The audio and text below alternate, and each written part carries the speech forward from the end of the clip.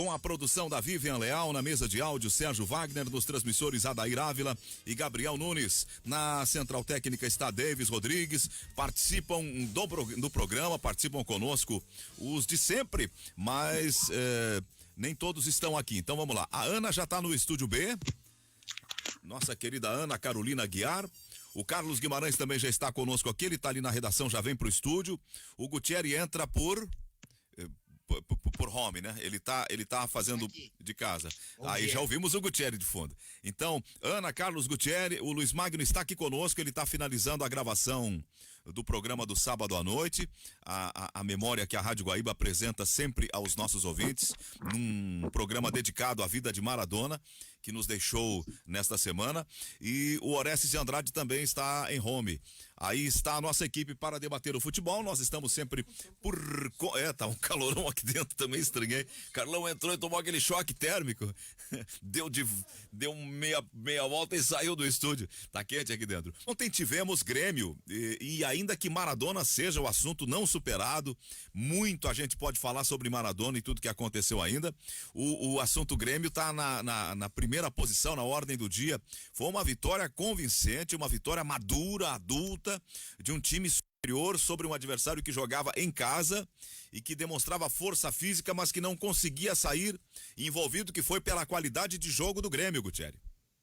Pois é, Zé, até eu queria falar um pouco sobre isso, porque ontem, e eu peço, não digo desculpas, né, mas peço compreensão, porque essa questão de dar nota, assim, é muito difícil, o pessoal tá pegando no meu pé. Os grosseiros eu não vou responder, obviamente, mas ontem, refletindo melhor, a gente teve algumas dificuldades, né, para assistir o jogo. O Magno tava na partida. Perdemos o contato do Gutierre. Deu uma oscilada e caiu o áudio do Gutierre. Vê se a gente consegue. Pareceu coisa de cabo, assim, de microfone aí, Gutierre, se puder. Acho que é esse pullover aqui. Agora me ouvem? Algum friorento deixou um pullover aqui. Pullover aqui, completamente sem sentido aqui. É teu? Tô te ouvindo, Gutierre, tô te ouvindo. Sim, é que tem um probleminha aqui. A gente vai ajeitar essa estação e voltar para aí o quanto antes. Bom, é que ontem eu acabei dando notas e vou ficar somente em duas notas. Acabei dando notas baixas, confesso, para pro Matheus Henrique e pro Darlan. E analisando melhor, não tem porquê ficar me eximindo. Obviamente que as grosserias, né, aquilo que a gente já está acostumado, xingamentos e tudo mais, eu não vou perder meu tempo respondendo. Mas eu levo muito em consideração os critérios, né, que o Guimarães e o Cristiano sempre falam, e são eles os caras que eu me espelho, obviamente, pelo tempo que eles têm, pela qualidade que não se discute. E a gente tem que ver o tamanho do jogo, o tamanho do adversário, mas mesmo assim eu poderia dar uma nota, deveria ter dado uma nota maior para o Darlan. Fica aqui o registro. Eu acho que esse assunto eu vou sempre buscar melhorar na minha profissão, sempre foi assim, sempre vai ser. Mas aí falando do jogo e depois eu vou te dar umas dicas aí, porque eu tenho meu critério, mas eu adotei também. Isso aí a gente vai pegando com um critério político em alguns momentos, assim. Pois é. Tem um critério político que o torcedor acaba entendendo um pouquinho mais. Eu continuo sem dar 10, né? Nem 10, nem 0. Quando o cara vai muito mal, dou nota 0,5. E quando o cara vai muito bem, é 9,5. Mas essas... Nota 10, não, nota eu 10 acabei é dando 5. Argentina e Inglaterra, entendeu? Mas eu não entendi as preliminares do Gutierre. Por que tu tá fazendo essa justificativa? Não, porque no Twitter o pessoal tá enlouquecido. Mas o que eu queria dizer é que a nota não corresponde com o que eu vi do jogo como um todo. É isso que eu queria deixar mais claro. O Darlan jogou demais. Esse trio do Grêmio joga muita bola. E não tô sendo aqui exagerado, porque o que a gente vê a cada jogo é eles melhorando cada vez mais. O Darlan controlou praticamente o meio-campo, o Matheus Henrique tá cada vez melhor, e o Jean-Pierre eu deixo para vocês falar o que vocês acham, ou o que está fazendo o Jean-Pierre. Mas onde é que eu queria chegar? Teve um momento, eu não quero falar dos gols, não quero falar da boa consistência defensiva que teve Pedro Jeromel e o David Braz, das belíssimas defesas do Vanderlei, mas é dessa mecânica que eu tenho insistido desses três caras no meio-campo do Grêmio. Teve um momento no segundo tempo que eles ficaram cerca de 40 segundos, somente os três, tocando entre si, pressionados, triangulados, e quase, no máximo, 2 toques na bola. Foi algo assim que há muito tempo eu não via e parecia daquele Grêmio de bons tempos do próprio Renato. Então, feito esse registro, o pessoal que ficou bravo comigo, o Darlan jogou muito e tem muito potencial. Disse ontem antes do jogo e fiquei com a certeza ainda maior, o Maicon hoje, pela situação física dele, não tem lugar nesse trio de meio campo do Grêmio. Bom, tá aí justificado então a fala inicial do Gutierrez. Deixa eu só responder aqui uma mensagem importante aqui. Dá uma enrolada aí, Zé. Tá bom, tá bom. Você não vai enrolar, você vai falar o que achou do jogo, né? Mas eu já falo aí. Fala, Oreste. Quero falar sobre... Bom dia para vocês. Seguinte, ó, cada vez mais eu estou mais encantado com o que jogam os guris, sabe? O Grêmio parece um time jovem agora. Dá gosto de tu ver o toque de bola com qualidade, com desenvoltura. E outra coisa, a defesa do Grêmio, ela está tranquila. Isso aí garante o quê? Garante uma performance maravilhosa do Darlan, do Matheus Henrique e do Jean-Pierre. E eles se acoplam ao PP na linha de frente e aí não tem quem segure. É uma coisa impressionante. Olha, é show de bola. Esses guris vão dar muitas alegrias para a torcida do Grêmio. E o Grêmio, para mim, já está garantido na próxima fase da Libertadores da América. O Orestes falou tudo, dá para estender ao PP, é um quarteto, essa gurizada, por isso que eu digo, é o auge da base do Grêmio, mesmo o Grêmio tendo revelado o Everton, Luan, Pedro Rocha, essa gurizada toda, mas hoje o Grêmio utiliza 4 grandes jogadores da sua base num dos setores mais importantes, então hoje eu considero o auge, assim, o projeto do Grêmio de base, que começou lá ainda com o presidente Fábio Koff e depois com o presidente Romildo, dá para ver que hoje de certa maneira é um sucesso. Eu vou voltar a um verão que eu acho que é o verão de 2018. Pode ser o de 2019, tá? Em que no Campeonato Gaúcho, no estadual desse ano, o Grêmio colocou todo um time de transição para apresentar alguns jogadores. Entre esses jogadores estavam, por exemplo, o Rodrigo Anchieta. Estava, por exemplo, se o Pfeiffer estiver ouvindo, o Pfeiffer vai me ajudar muito. Guilherme Guedes era o lateral esquerdo. O lateral direito, acho que era um menino chamado Felipe. Luiz Felipe, não é? Talvez. A dupla de zaga eu não lembro, cara. Não era o Rodrigues. Com certeza não era nem o Juan. Eram outros zagueiros. Do meio pra frente era Rodrigo Anchieta, Matheus Henrique, Jean-Pierre, daí PP... O Isaac era um e tinha um outro jogador também que atuava nessa parte final. Eu vou lembrar contra quem. Nesse dia, os jogadores que mais me chamaram a atenção foram Matheus Henrique, Jean-Pierre e PP. Darlan não estava nesse time. Foram os que mais me chamaram a atenção. E são titulares absolutos e são os melhores jogadores do Grêmio. Eu não acreditava muito na reinvenção do Renato, mas ela aconteceu. Eu não acreditava porque dificilmente acredito assim em reinvenções, e o Renato é um cara que meio que prova sempre o contrário daquilo que eu acredito como normalidade. Ele tem uma capacidade de aproveitar o momento, entende? Ele sabe aproveitar o momento. Só uma informação aqui, claro. O Botafogo acaba de informar que Ramon Dias deixa o clube.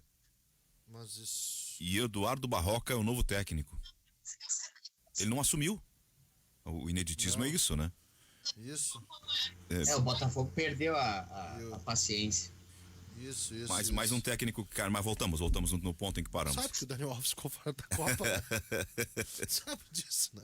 Não, é que a notícia de agora Não, foi passado no nosso grupo, inclusive, às 10h20, pelo Bruno Ravazoli. Eu tenho uma confirmação de 40 minutos agora. Sim, isso. Pois é, mas desculpe, Ok, o Eduardo Barroca é o novo técnico. Tu vê como são as coisas, né? O Carlos tá fazendo uma brincadeira saudável até, que o assunto é defasado, porque há 40 minutos parece que já é um... é defasado hoje, né?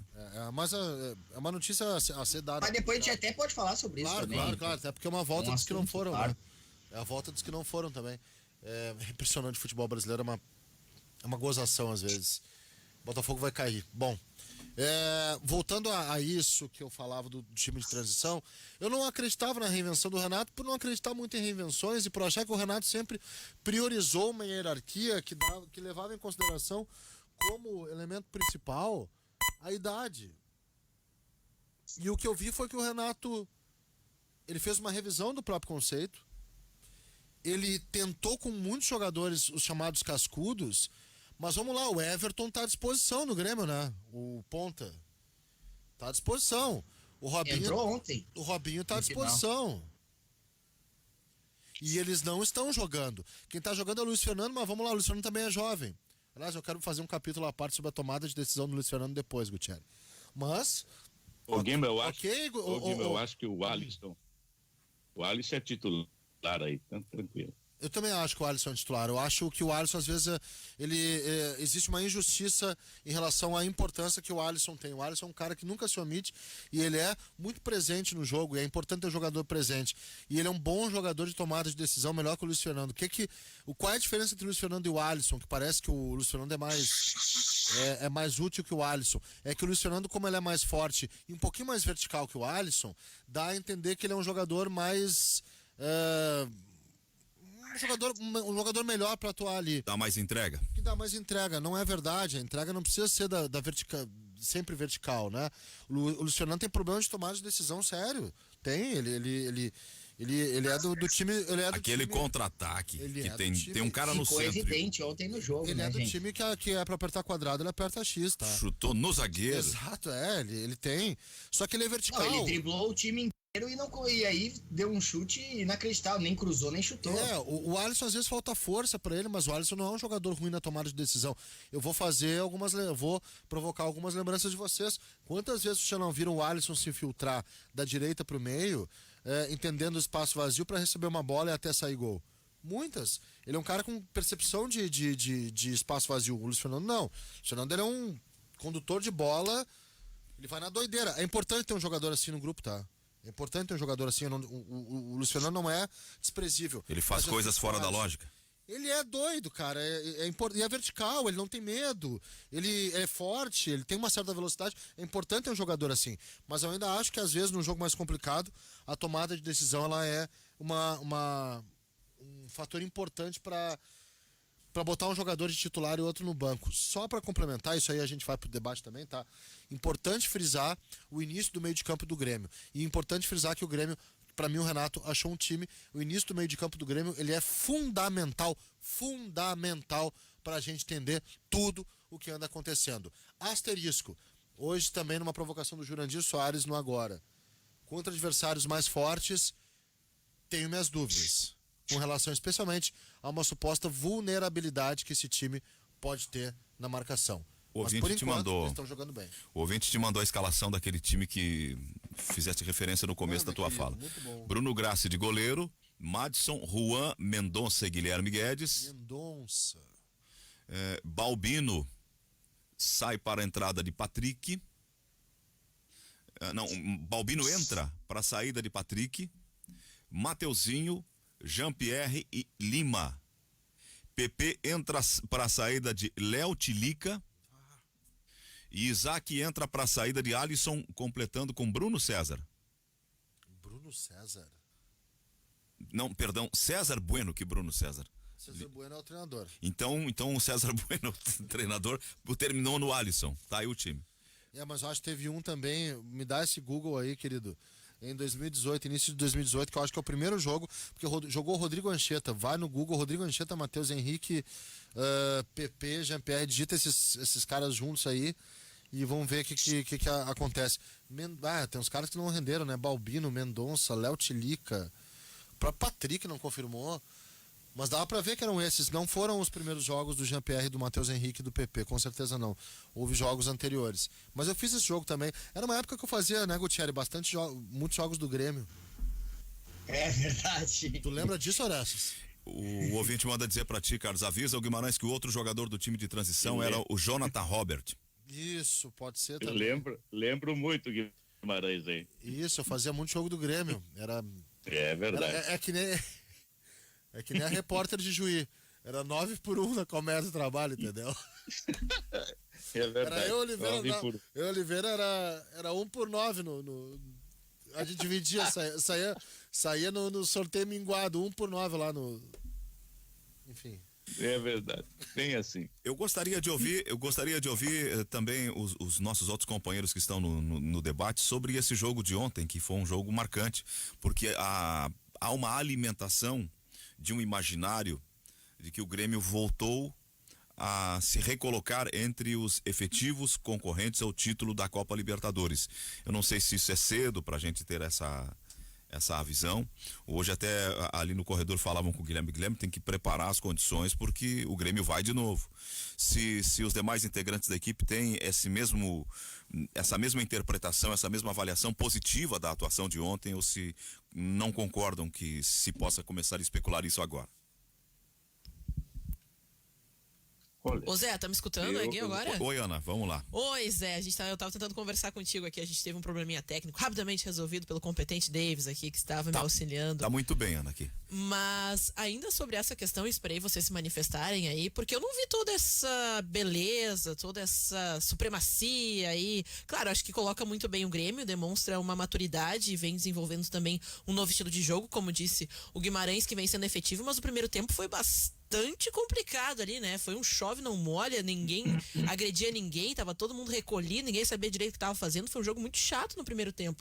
Tanto que até duvidei bastante porque o Grêmio tinha qualidade, tinha potencial para conseguir o resultado já nas primeiras oportunidades, não conseguiu finalizar e vamos dizer, para mim o nome do jogo, claro, o Jean-Pierre foi muito bem, mas também o Vanderlei salvou em muitas oportunidades o Grêmio, não vi toda essa consistência aí que vocês estão colocando. Tu dirias que o primeiro tempo foi balada com distanciamento social?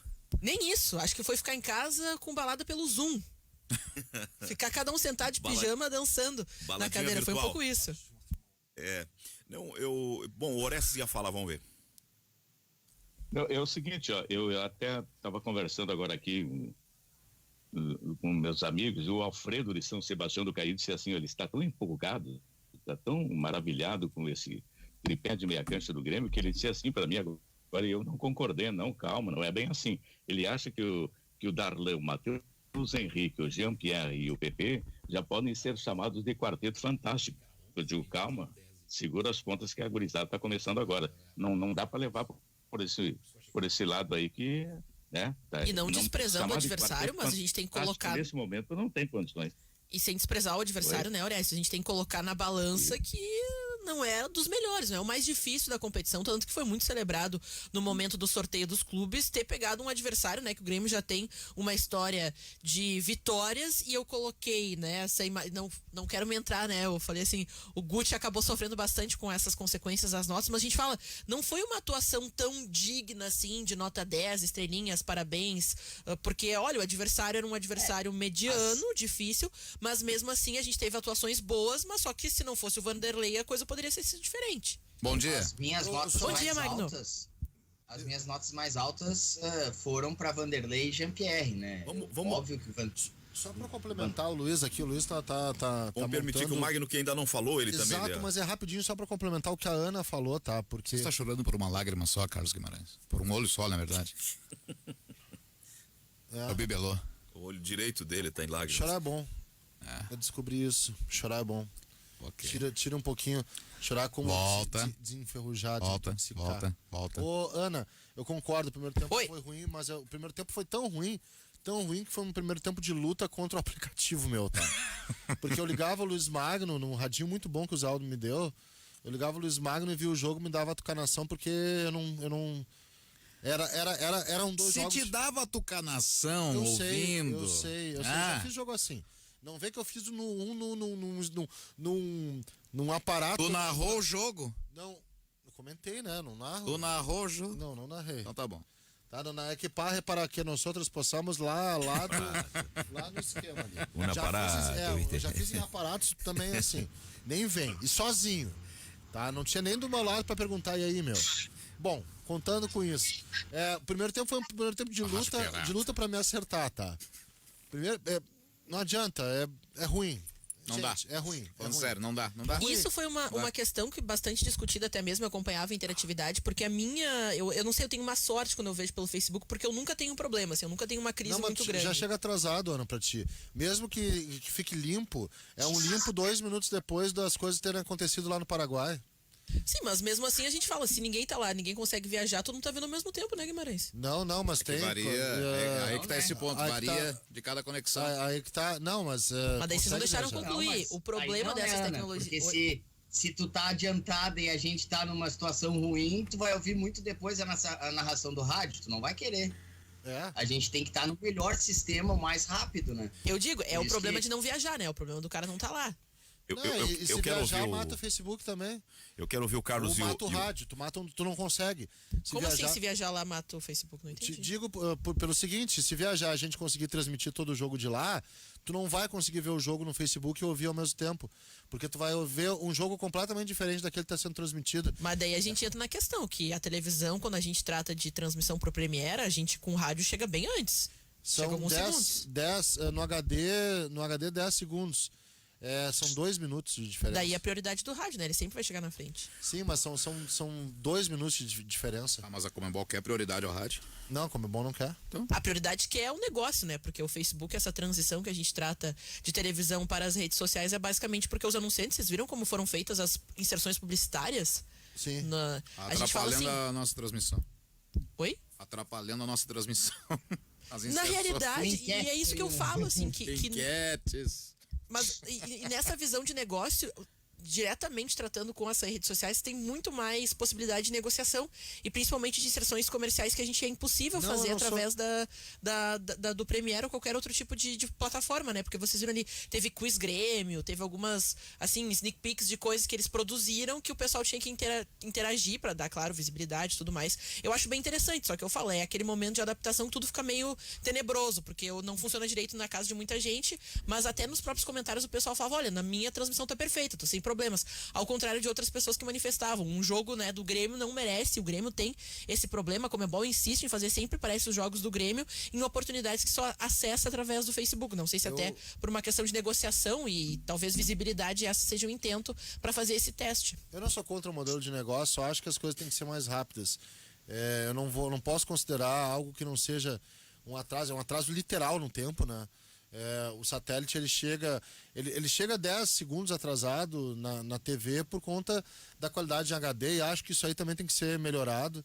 Eu acho que a gente tem a tecnologia, Orestes, mas eu acho que a tecnologia tem que caminhar para o sentido de aquilo que é transmitido na hora a gente receber na mesma hora. É que em outros países isso acontece pela qualidade da claro, conexão, né? claro. Aqui no Brasil a gente é muito precário ainda nessa Claro, a realidade. conexão tem que ser mais rápida. Por Eu exemplo, vou pedir desculpas pro Orestes, é que o Magno ainda não conseguiu falar. Não, mas por favor, eu vou adentrando o debate. Os companheiros estão também já embalados, eu vou aos poucos, não tem problema. Mas a minha questão. Então não, aí vamos ontem- deixar o Orestes, Guti, senão aí nós... Não, o meu celular não travou em nenhum momento, não foi isso, sabe? Mas teve que ser num celular. Pela televisão eram 2 minutos depois do celular.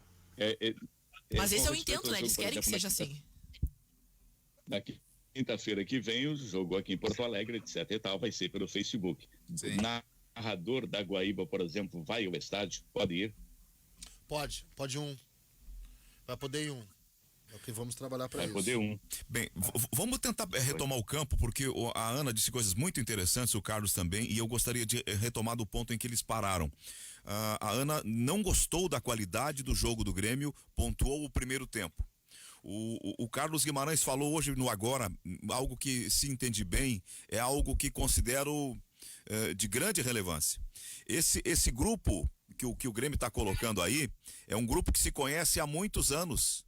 Que eles não dependem de treinar agora, eles estão entrosados porque eles vêm treinando e jogando há muitos anos juntos.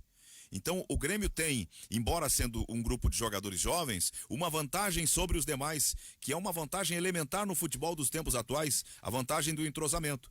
E quero dizer mais, por se tratar de um grupo jovem, é mérito que esse grupo ontem, mesmo jogando fora de casa, com um adversário forte fisicamente, de jogadores maduros, esse grupo não tenha sentido o peso da competição.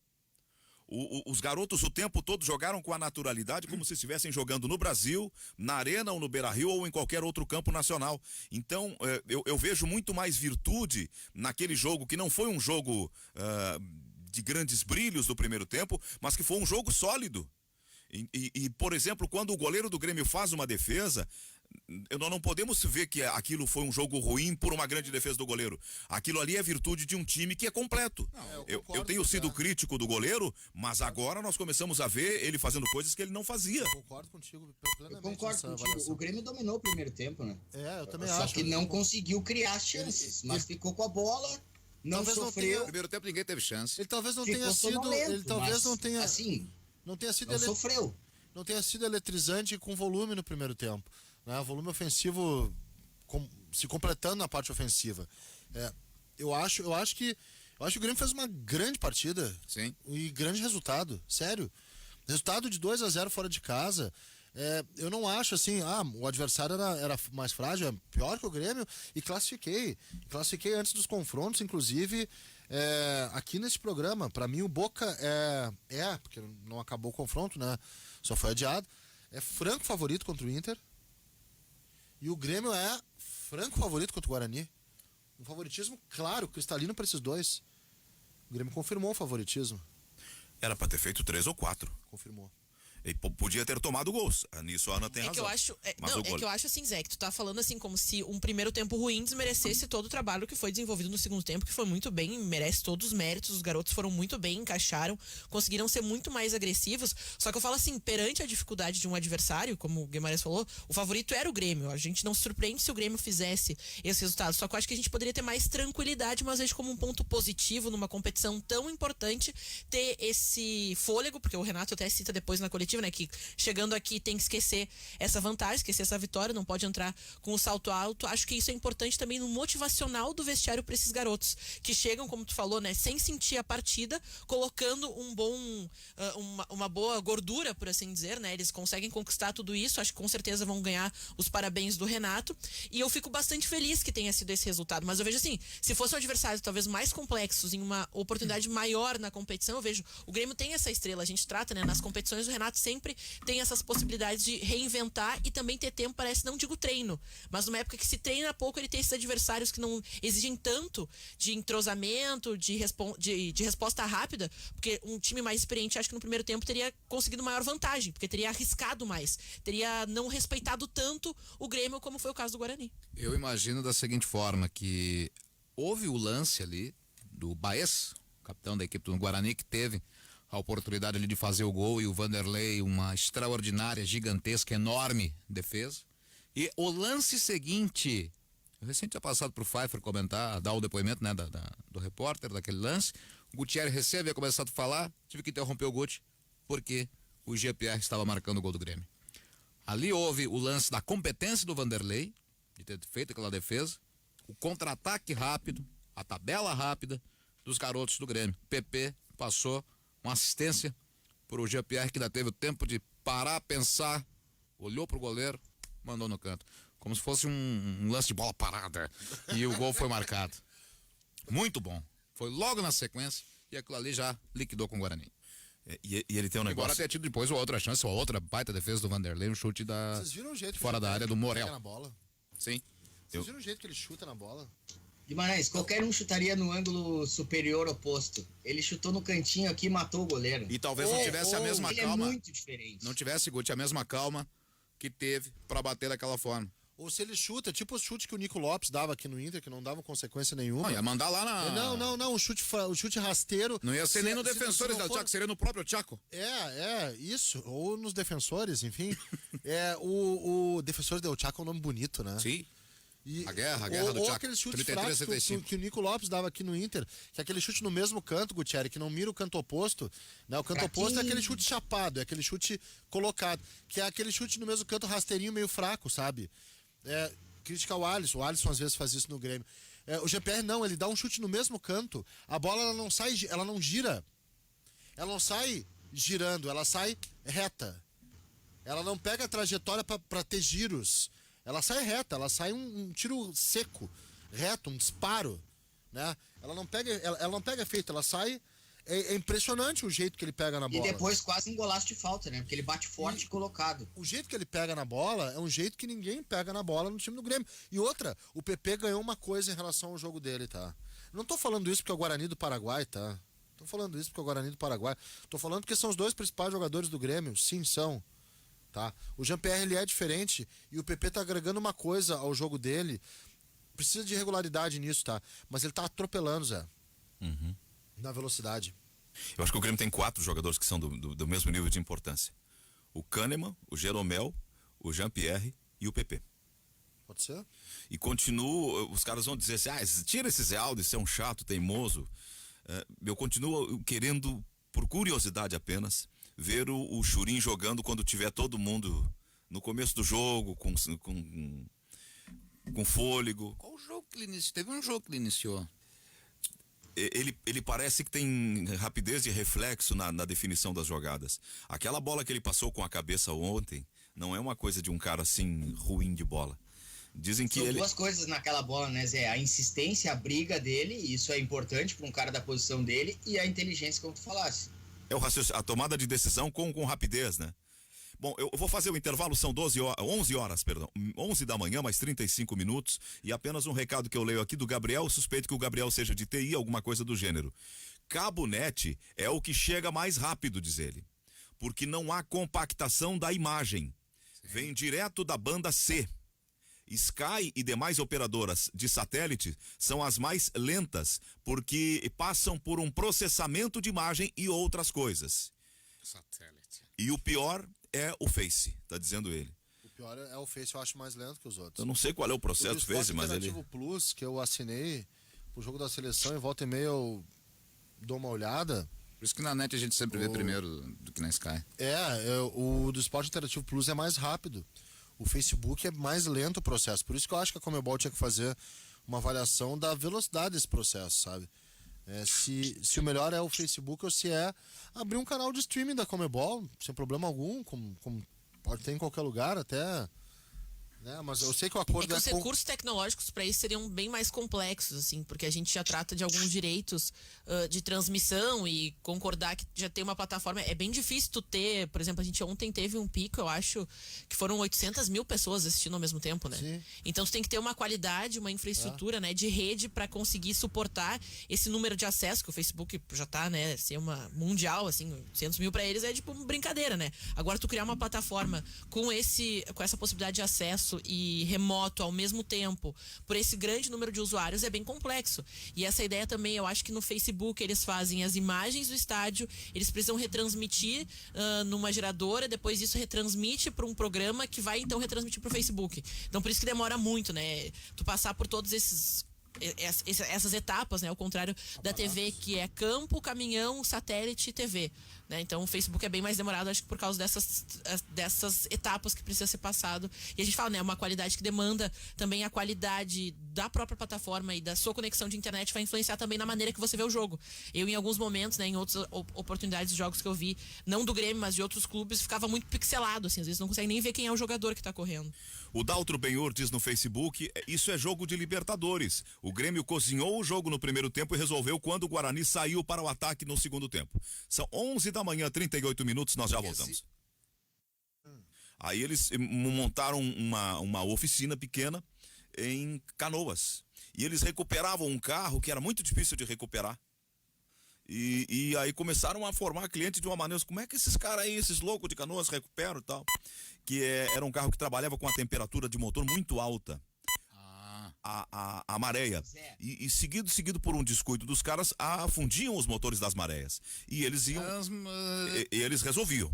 E eles conseguiam encontrar o ponto de restauração do motor, de recuperar os motores. E eles foram ganhando mercado. E Canoas ficou pequena, eles vieram para Porto Alegre e estão lá com um trabalho magnífico. E tem uma coisa que tem de bom, eles têm um jeito de atender também que é muito bacana. Gurizada, cabeça aberta, gente boa.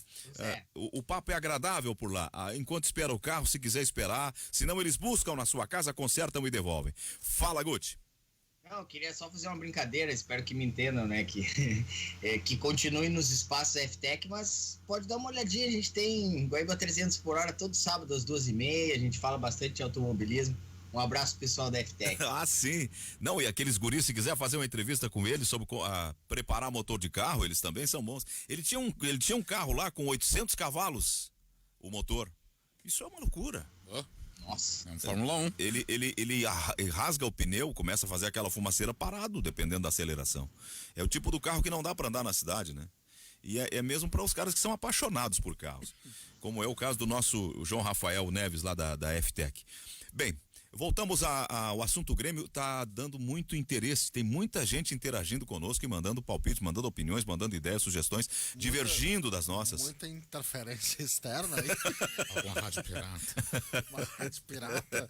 Já estamos contactando autoridades. Vocês já perceberam que o Carlos tem uma levada brincalhona com nossos colegas mais antigos? Deixa assim. Porque nós erramos aqui toda hora. A gente tem que parar mas, com mas, isso. mas Mas eu não consigo.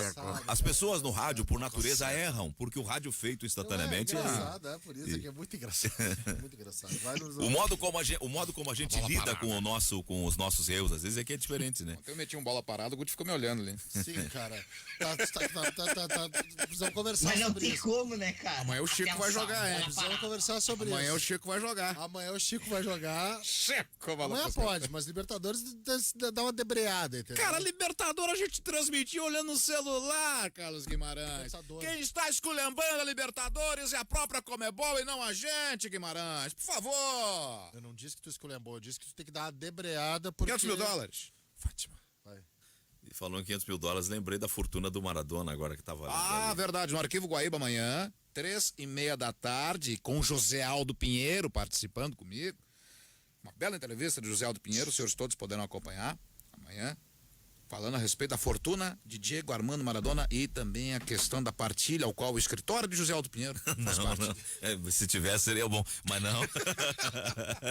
Agora, só uma partezinha da nossa conversa aqui, o que chama a atenção, o Maradona, a notícia tal, ele tem um patrimônio grande, ele queimou muita coisa ao longo da vida, gastou muito, tinha um tipo de vida assim meio perdulária, mas ainda assim sobraram alguns milhões, né?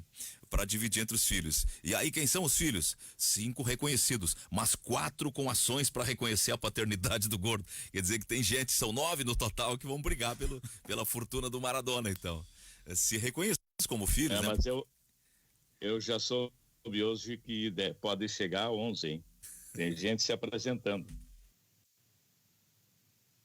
Ô Zé, né? mas ainda, né, falando a respeito do Maradona, algo que acabou viralizando foi a homenagem, né, do Renato Portaluppi, que no jogo da Libertadores da América ontem estava com a camisa 10 da seleção argentina, Maradona. Então, muitas pessoas, inclusive os veículos de comunicação da Argentina, saudaram, né, dizendo que a homenagem mais bonita veio, então, de um técnico brasileiro fazendo esse reconhecimento ao craque. Então, a foto acabou viralizando, né, lá no perfil oficial da Comebol, foi retweetada várias vezes e muitas pessoas elogiaram a atitude do Renato, que também falou, né, a respeito do Maradona, de perder um ídolo, né, de alguém que reinventou o futebol em um momento tão complicado, né? Num ano tão difícil. Também foi um dos assuntos da coletiva. Inclusive, Jean-Pierre, entrevistado no final da partida, também disse que ninguém vai fazer algo parecido e que até hoje, né, segue um ídolo para todas as gerações de futebol, e isso será inevitável. Não vai ter alguém que vai esquecer, né, algo que o Maradona fez pro esporte. Salvo engano meu, ao menos a única foto que vi é uma bem interessante ao final de Brasil e Argentina, oitavas da Copa 90, em que a Argentina venceu o gol de Cláudio Poucanidi no passe de Maradona, que desmontou ali o meio-campo brasileiro. E aí, ao final do jogo, o Renato, abraçado ao Maradona. O Renato jogou acho que os minutos finais ali. O Renato entrou logo depois do gol, se não me engano. 28, 29 do segundo tempo. Acho que até o Renato colocou a bola no poste naquele jogo. Mas enfim, tem essa foto circulando nas redes sociais do Maradona e o Renato abraçados. Rapidinho, Zé, antes da galera falar do Grêmio. Eu revi o lance algumas vezes ontem para prestar atenção em coisas que eu não tinha prestado atenção antes.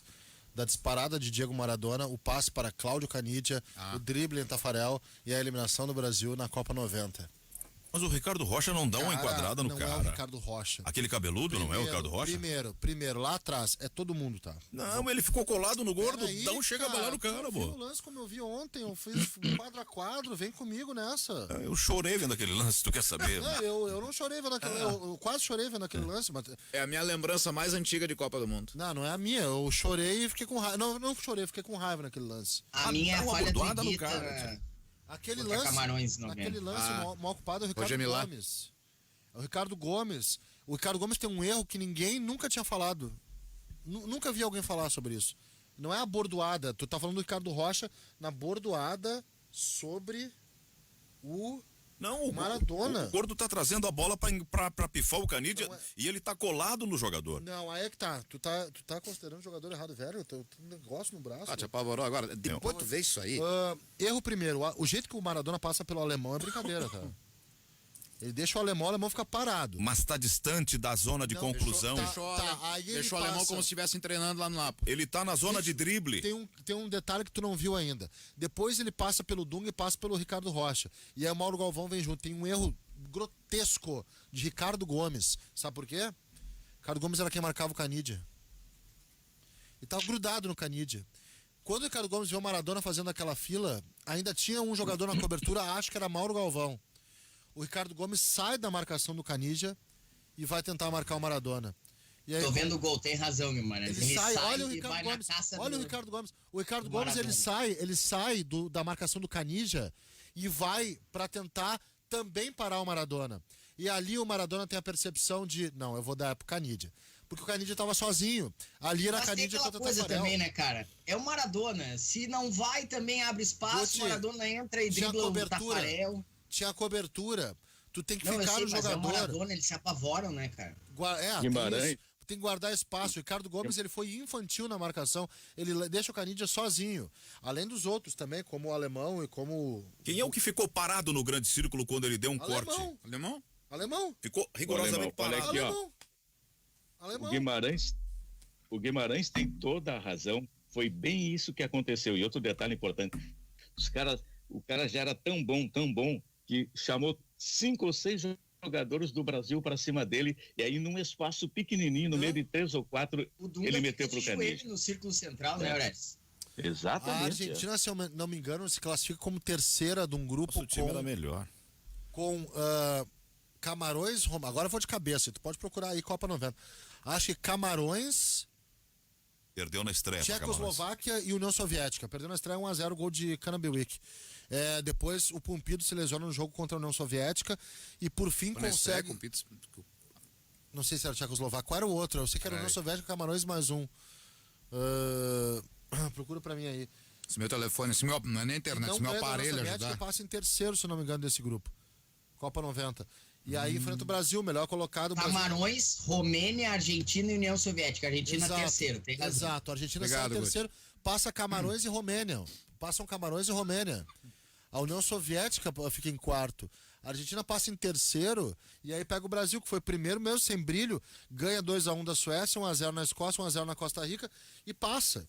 E aí a Argentina ganha fôlego, passa pelo Brasil. Nas quartas de final começa a surgir a figura do Goicoechea contra uma boa Iugoslávia, que tinha Prozinec e Stojkovic, era um bom time, e começa a pegar pênaltis. Depois joga uma semifinal, a mítica semifinal contra a Itália, do Azeglio Vittini, e que era o Nanote a Maledetta, favorita. Aqueles... Jogo no São Paulo atual, Diego Armando Maradona. Me arrepiei, eu adoro essa Copa. Vocês vão falando dessa Copa ruim, eu adoro essa Copa.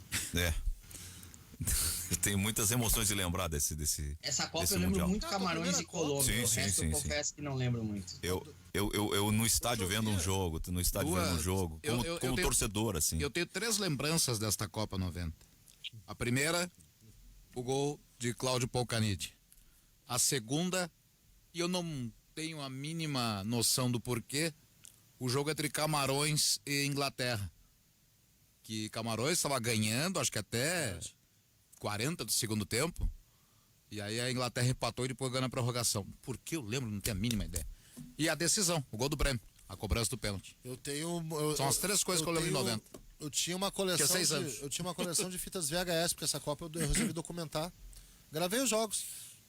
Então eu tinha vários jogos gravados. Não sei onde está esse material. Há pouco eu ainda lia no Clarim sobre o Edgardo do Codessal, que foi o árbitro do jogo. Era o jogo de despedida dele. Árbitro mexicano. Mexicano, que marcou aquele pênalti, meu. E depois dele foi o grande Arturo Brizio Carter. Exato.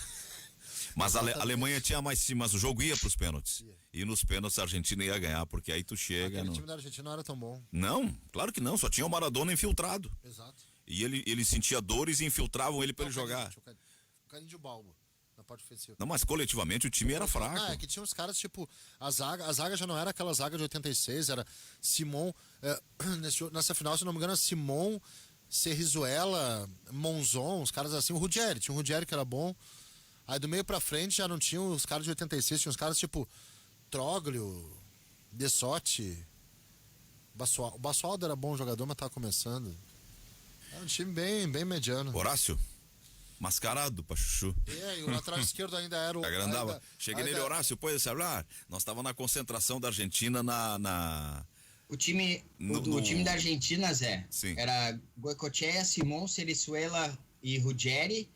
Aí Ricardinho Juste, né? Número 14, Ricardo Juste. Gabriel Calderon, Basualdo, Orlaticoechea, Burruchaga, Maradona e Canidia. O Calderon era atacante, o Orlaticoechea ala pela esquerda. Caldeirão jogou 82. O time, Juste e Orlaticoechea nas alas. Aí Era um 3-5-2. 3-5-2, isso. Eu vou botar Burruchaga e Calderon na frente, o Maradona junto com o Basualdo. Qual era o outro do meio aí? Burruchaga, Orlaticoechea. O meio era Basualdo, Calderon e Burruchaga. Não, mas... Maradona e Canidia, tem mais alguém. Era Canidia e Calderon. Ofensivo esse time da Argentina, hein? Assim, a linha de 3 seria Serrizuela, Simon e Ruggeri. Tá, sim. Aí Calderon e Basualdo. Os alas, como tu disseste, o Juste e o Orlaticoechea. Aí Burruchaga e a dupla Maradona e Canidia. Era um time ofensivo até para os jogadores argentinos. Bem ofensivo. Simão é o zagueiro aquele. Zagueiro ruim. Era um falso lento, ele tinha senso de colocação, Não, jogador. Era mais ou menos. Não foi esse que jogou na Itália muitos e muitos anos? Não, esse era o Sensini. Que o Inter não quis trazer, que... Esse é o Samuel. Walter Samuel. Walter Samuel. Que Tinha o Sensini estava nesse grupo no banco. O Néstor Sensini e o Walter Samuel. O Simon, ele era fraco. Tinha o Simon, tinha o Monzon também, que era mais ou menos. Tinha o Serrizuela, que era mais ou menos também. O bom da defesa... Eu gostava do Ruggeri. O Ruggeri era um bom zagueiro. Embora um pouco... O Ruggeri era um zagueiro tipo xerifão. Ele batia. Era um defensor. E tinha liderança. Mas não era um jogador técnico, não era um jogador veloz. Mas era a mesma estratégia do Bilardo na Copa 86, que era Cutiufo, Brown, Ruggeri. O Passarella era para ser titular, mas era Cutiufo, Brown, Ruggeri. Passarella machucou. Passarella machucou, mas estava no grupo. Juste, Orlaticoechea, só que o meio era um pouquinho mais porrada, assim, né? Henrique, Batista, Maradona, Burruchaga, Valdano. Henrique Batista dá uma sustentação... O Batista era um como é que eu digo, um estúpido jogando bola. Era um animal jogando bola. Bem, vem o horário da propaganda política, a gente continua debatendo só para avisar, então. No sentido de... Não, ele era tosco jogando bola. Era grosso, era violento. Não é no do Osmar Santos pro Edmundo, né?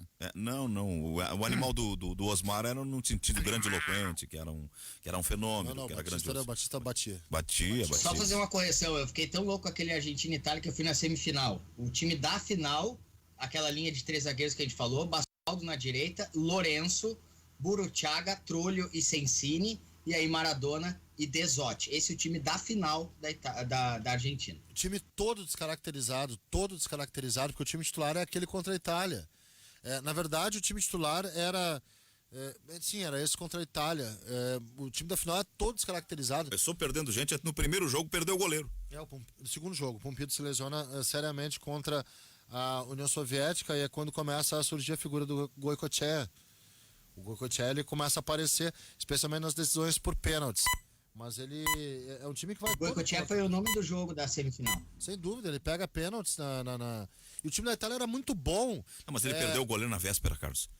Não, ele perde no segundo jogo contra a União Soviética. E ele perde no início da Copa, ele perde mais um goleiro. Ele perde o Pompidou e perde o Islas. Sim. E aí vai o Goicoechea. Eu acho que o Islas ele perde antes de começar a Copa, porque contra Camarões Luiz Islas.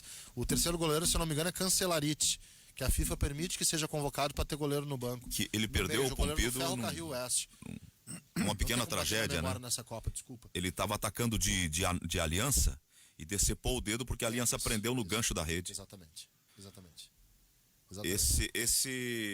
Nós estamos falando tudo isso, esse papo veio E esse time da Itália, na origem da homenagem à É Maradona. o time que eu ainda acho que é no 3-5-2, o ouvinte disse que é um 4-4-2, mas eu ainda acho que é um 3-5-2, né? Que é o time da semifinal, que era um timaço da Itália. Tinha o Schillaci em grande fase, mas a Itália tinha grandes meias e grandes segundos atacantes como Vialli, Roberto Baggio, Roberto Mantini era desse grupo. O Giannini, que era um meia da Roma, muito bom de bola, era desse grupo. Tinha um cara que eu gostava muito chamado Nicola Berti, que era da Inter de Milão, que era um meia que joga a Copa 94, titular contra o Brasil também na final. É o time que ainda tem um Donadoni, que era um jogador muito inteligente para jogar. Os italianos têm aquela... Era um time muito bom da Itália. Os italianos têm aquele sentimento de família, assim, que é projetado para o time no campo. E eles sempre têm o bambino de ouro, eles sempre querem ter o filho eleito pelos italianos. Tinha um cabeludinho que jogava no meio campo naquele time, não me lembro se era Giannini, da Itália. Giannini, da Roma. Giannini. Isso foi passando, depois virou para o Roberto Baggio. Pro Baggio, depois ficou com o Piero e o Totti. Pro Totti. Mas assim, ó, eu fui ver o jogo antes do confronto com a Argentina no Estádio Olímpico de Roma. Eles tinham reformado, era o estádio que tinha sido da Olimpíada e era um novo estádio. Itália? Não, antes da Argentina com a Itália. Eu fui ver o jogo da Itália. Porque eles falavam, o jeito que eles pronunciavam o nome do cara, porque Schillaci, porque Schillaci. Eu digo, vou ver esse cara jogar. Ele... Exatamente. E o Pô Cascarino no ataque. E o Schillaci era um centroavante que nunca tinha sido grande coisa, mas que chegou na Copa do Mundo e estava numa fase iluminada. Do goleiro Given. Ele lembrava o Bruce Willis. Sim. E ele chutava de qualquer jeito. Sim, e a bola entrava. Ele tinha 50 anos e tinha uns 28, assim, né? E a bola entrava. E eu fui ver um jogo bem complicado deles. Depois eles conseguiram virar. Não me lembro qual foi o jogo anterior ao confronto com a Argentina. O quê? Irlanda. O jogo foi Irlanda. 1-0 contra a Irlanda. Isso, jogo difícil. A Irlanda era um ferrolho. A Irlanda entra num grupo junto com Holanda, Irlanda. Não, era Espanha, Bélgica, Uruguai e Coreia do Sul era um grupo. Holanda, Irlanda, Egito e Arábia Saudita, pode ser? Holanda, Irlanda, Egito e mais um nesse grupo da Copa. Inglaterra, Holanda, Irlanda e Egito, exatamente. E a Irlanda passa nesse grupo. E a Holanda é uma grande decepção. Por que a Holanda é uma grande decepção? Porque a Holanda entrou em terceiro. Exato, mas depois passa nas oitavas. A Holanda foi uma grande decepção. Grupo F, sim. Grupo F, esse aí. A Holanda é uma grande decepção, por quê? Porque vem do título do Euro 88, entendeu? E com aquele gol antológico do Marco Basten e com os três holandeses do Milan, Van Basten, Gullit e Rijkaard, e com o grande líbero do Barcelona, Ronald Koeman, e com uma base, que era a base campeã da Euro 88, de Rinus Michels, e continuava ali, Van Tigelen, Van Breukelen, Van Arle, Erwin Koeman, o Aaron Winter já estava no time, jogou até 98. O Vinte de Taquari, o Raul, está nos auxiliando. Um chamado Brian Roy, muito bom jogador. O ouvinte Raul de Taquari está nos socorrendo aqui. Ele está dizendo o seguinte: Gutierre, Carlos, Magno, Ana e Orestes. Ele diz que Pumpido ele saiu da Copa porque quebrou a perna no primeiro jogo. O dedo ele perdeu num treino do seu time. Então foi a perna que tirou ele da Copa. Enfim, como é que a gente chegou nesse assunto? Porque nós chegamos porque Renato foi considerada a atitude do Renato, a iniciativa do Renato de prestar homenagem do modo como prestou a Maradona pelos argentinos, o gesto mais eloquente dos brasileiros, o mais original e o mais apreciado pelos argentinos. Isso tão mais é verdade que o Pelé falou: nós vamos nos encontrar no céu e vamos bater bola lá uma hora dessas. Não repercutiu tanto quanto o fato do Renato Portaluppi usar uma camiseta argentina com o número 10 e o nome Maradona nas costas, à beira do campo, treinando o Grêmio contra o Guarani ontem. O Clarim tem manchete sobre isso, o La Nación tem manchete sobre isso, e o Olé, que é o jornal que normalmente faz brincadeiras, algum deboche com os brasileiros, tratou com grande seriedade esse assunto. E com uma espécie assim, de sentimento de gratidão ao Renato pelo modo como homenageou Maradona. Mas o Renato já deixou bem claro nas falas que circularam que eles eram amigos do tempo em que o Renato estava na Roma muito mal.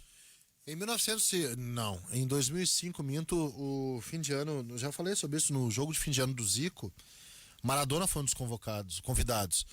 E quando o Maradona vê o Renato, ele tá cumprimentando ali a rapaziada, a moçada, né? Acho que no final do jogo, ou no início do jogo, aí ele vê o Renato, ele se ajoelha e dá um abraço, um beijo no Renato. O Renato falou sobre isso, que foi um cara que me ajudou muito em 88 quando eu tava na Roma. Porque ele não foi bem na Roma, o Renato. A passagem do Renato pela Roma é uma passagem muito ruim. Terrível. Foi a pior passagem dele num clube. Foi a pior passagem dele num clube. Ele vai lá com o cartaz de ser o grande atacante em atividade no futebol brasileiro e lá ele não consegue jogar. Tanto que depois ele volta pro Flamengo e consegue de novo jogar bem aqui no Brasil. O Renato, ele tem uma carreira nacional muito boa, porque o Renato, além do Grêmio e do Flamengo, que é onde sempre se lembra, ele faz uma campanha muito boa no Botafogo, vice-campeão do Brasileiro 92. E vai na festa do Flamengo. E vai na festa do Flamengo comer uma carne com o gaúcho. Que coisa linda isso. E aí no segundo semestre de 92 ele vai pro Cruzeiro, onde ele ganha a Supercopa da Libertadores. Tem um jogo, acho que contra o Racing, que ele faz 4 gols, é um 6-1, uma coisa assim. Cruzeiro do seu Enio. Cruzeiro do seu Enio, de Paulo Roberto Coelhinho na lateral direita. É o time, todo mundo tinha mullets. Boiadeiro. Todo mundo tinha mullets nesse time. Paulo Roberto, Roberto Gaúcho. Renato tinha mullets. É time dos mullets. E tinha os Edenilson, uns caras, vê qual é a escalação aí, porque era um bom time. Ademir Keifer, eu acho que é o volante. E depois ele vai bem no Fluminense. Ele vai bem em quase todos os times que ele joga. Havia sobre Renato à época um conceito de que ele se tratava de um daqueles jogadores que não consegue funcionar dentro de uma estrutura coletiva muito sólida, que ele precisava de liberdade criativa para jogar o jogo dele. Esse não é o único caso de jogadores em relação aos quais se dizia ou se disse ao longo das carreiras, esse jogador deixa ele livre lá que ele vai fazer alguma coisa, não dá obrigações para ele. Então eu lembro de uma entrevista do Raul, lateral direito, hoje presidente do Grêmio Náutico Gaúcho. Eu só sou mais uma vítima do Renato. O Paulo Roberto já foi embora, ninguém suporta jogar de lateral porque ele não marca, a gente tem que fazer tudo sozinho. Havia até uma certa bronca dos atletas, porque o Renato ganhava conquistou a liberdade de não ter que voltar para marcar. Ele ficava lá na frente para disparada, para arrancada, para jogar do meio para frente. E às vezes, de fato, sobrecarregava o lateral dependendo do modo como se comportava o time adversário. E quando ele foi para... Tem um detalhe importante.